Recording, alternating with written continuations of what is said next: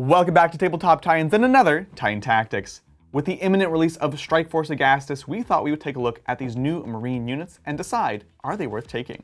Of course, if you do find this content to be useful, hit that subscribe button down below. We greatly appreciate it. Let's dive on in. Let's start off with the Brutalis Dreadnought, which is the brand new modified Redemptor Dreadnought. People have been pretty excited about this guy because you can take some meltas, you can take some melee profiles. It is pretty spicy. But what do you actually get for the package? Clocking in at 170 points, so we've got some good news for you that it is going to be 15 points cheaper than the current stock Redemptor, which is particularly nice. Now, you get a couple of extra modifications for those 170 points. You get 2 additional movements, so they can be moving 10 inches. You get an extra attack, which is something the Redemptor has always been a little bit lacking on.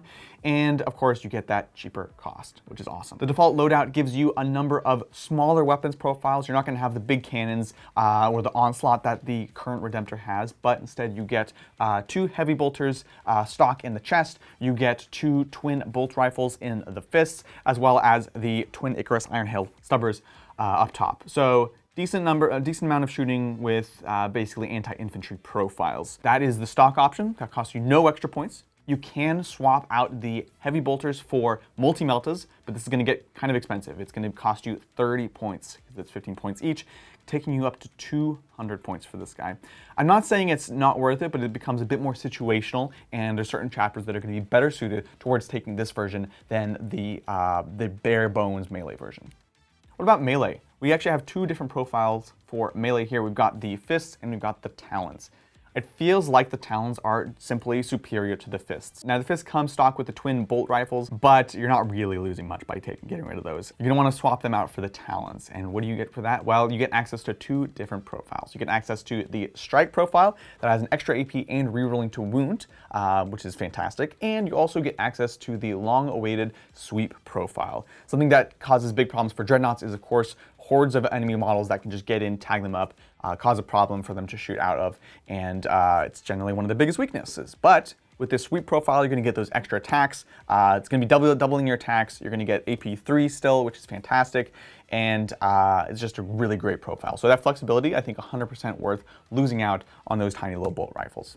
Not a big deal. So that's the base unit. Let's talk about how it might synergize with some Space Marine abilities and Space Marine chapters. Of course, this is a Dreadnought. It does have cores. So you're gonna get access to all that goodness. You can chapter master him, throw him into combat. You, of course, can get access to the +2 charge litany from Chaplain. This combined with the extra movement is gonna make for a pretty fast melee threat, which we're a big fan of. This is going to be particularly interesting in a couple of chapters, namely White Scars, advancing and charging, getting +2 to charge, and the extra 2 movement on the base profile.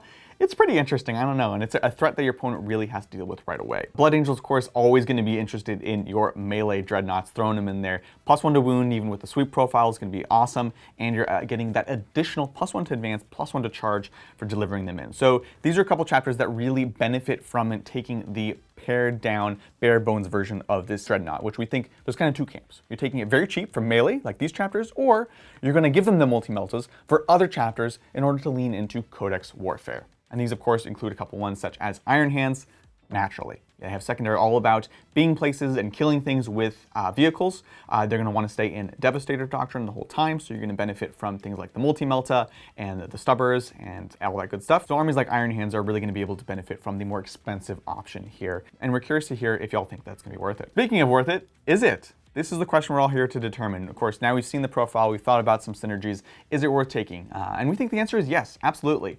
This is interesting because it is not a definitive upgrade to the Redemptor chassis. This is a horizontal move. It provides different options. You can get a cheaper melee chassis, you can get a very lethal kind of combined chassis with the multi-melta, which the Redemptors obviously don't have, and this is going to be better suited towards different types of chapters. So I think the high points cost of 200 is going to be something that we have to see how it pans out, but by and large, this is an interesting new option for Space Marine armies of all types. And now we come to the infamous Desolation Squad, the Nerf gun Marines that everyone loves to hate. The question we've all been wondering is, are they worth it? Are they going to be something that we have to take in all lists? And how do they pair up against the current, very popular Devastator Marines? Well, for us, one of the biggest questions involving the Desolators is how many points are they? We're going to talk about profiles, but at the end of the day, if they are too expensive, then they're not going to be worth taking. And if they're ridiculously cheap, probably see them on the table. They are going to be clocking in at 35 points a model. That is without upgrades. The Sergeant can take the Vanguard launcher for another 10 points. Now this is quite pricey. This is a big increase based off of the base Devastator cost. This means that we're going to be looking at 175 points for a 5-man unit and versus 115 points for a 5-man Devastator with LAS. These are both with the cheapest options possible. So something to consider as we look at the profiles. And what are those profiles exactly? These Missile Marines come with a few different profiles. Let's start with the main gun, the main missile. Contrary to the way that missile launchers work currently, you actually have to choose in your list building and in your model building whether or not you have the super frag or the super crack rounds. They're both basically upgraded version of frag and crack. Crack being particularly interesting because it's going to be a flat 3 damage plus the D3, so it's much more reliable, has the extra AP built in there, and then the frag, of course, an upgraded version of frag, maybe a little bit less interesting, but synergizes with the other gun that they have access to. F-Ray Desolator also comes stock with a Castellan launcher. This is a very strange and intriguing profile. It has a number of shots, it's gonna be D6, it's gonna be blast, it's got a little AP, and it can shoot out of line of sight. Which is what makes it perhaps interesting in a Space Marines army that doesn't have very many out of line of sight options that are compelling. And so you can see they are going to be suffering from move and shoot penalty. They are going to be suffering from shooting out of line of sight, but there are a couple ways to help mitigate that. Just like the Devastator squads, you do get access to a Signum, so one model is going to get a 2+ ballistic skill. This is important, again, because we're shooting out of line of sight, which means that reduces your ballistic skill. It's not a -1 to hit. So this helps negate that, that negative there. And then additionally, you also can take the targeter optics on the Sergeant to give a single model, it'll be them, a +1 to hit. So this can help negate some of the negatives built in intrinsically to shooting out of line of sight. On top of that, the Sergeant can take the Vanguard launcher. It's a 10-point upgrade, but it's a much more compelling out of line of sight shooting weapon. Gains access to 2 damage profile, as well as all these buffs. So I think now we're starting to get into why the Desolators might be interesting, but only in certain chapters. And this is what it comes down to, really. We think that this unit is going to be useful for certain chapters that are willing to tech into Codex Warfare, particularly, of course, with Devastator Doctrine. This is for a couple of reasons. The Desolator squad differentiates themselves from the Devastator squad in a couple of ways. One, obviously, they're Primaris, but they can take squads of up to 10. This is huge because you're going to be able to stack multiple buffs on one single big unit, such as Chapter Master, which is going to be very, very important when you're shooting out of line of sight and when you're trying to get value out of this monumentally expensive unit. We're talking 350 points base before doing upgrades. So taking the big squads is going to be much more expensive, but it might be one of the best ways to get value out of this squad. So let's talk about some of these synergies. Space Marines right now are all about Codex Warfare, and of course, if you are playing the Devastator Doctrine, you're particularly happy. One unlikely chapter is actually going to be pretty interesting for these Desolators. This is, of course, the Imperial Fists. They are an army that wants to be in the Devastator Doctrine. They want to get higher strength weapons so they can get +1 damage against vehicles, which the Super Crack provides, because then we're looking at a 4 + D3 damage missile, which is pretty exciting. They also, of course, ignore cover, which is important when shooting in a line of sight because your opponent is going to get a +1 to their armor save. So they're going to get the extra AP, they'll ignore cover, they have access to extra damage for the super crack rounds. Honestly, pretty interesting chapter to use the Desolator squads for. Another obvious but important choice is, of course, the Iron Hands, which are going to be quite durable. They're not going to suffer from the move and shoot penalties, which is one of the biggest downsides of these types of units, and they're going to get access to rerolling 1s to hit when they're in their Super Doctrine.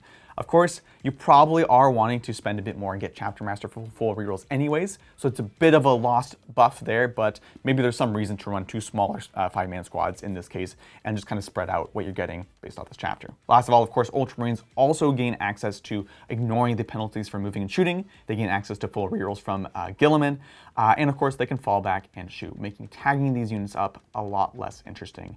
So, you know, these are 3 chapters you can see that are really playing Codex Warfare and that can make the most out of this somewhat questionable unit. So what ultimately is the verdict? We're talking about some good, we're talking about some bad.